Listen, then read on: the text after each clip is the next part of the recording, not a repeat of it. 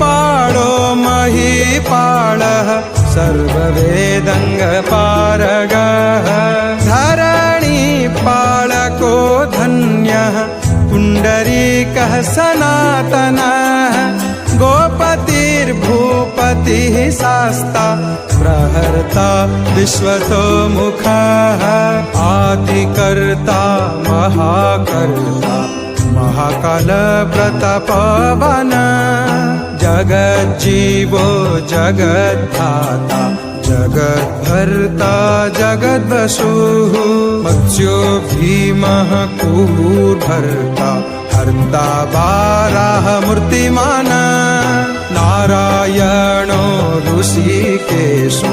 गोविन्दो गरुडध्वजः गोकुलेन्द्रो महाचन्द्रः सर्वरी प्रियकारकः कमलामुखलोडाख्यः पुण्डरीक स्वभावः दूर्वासा कपिलो भौमः सिन्धुसागरसङ्गमः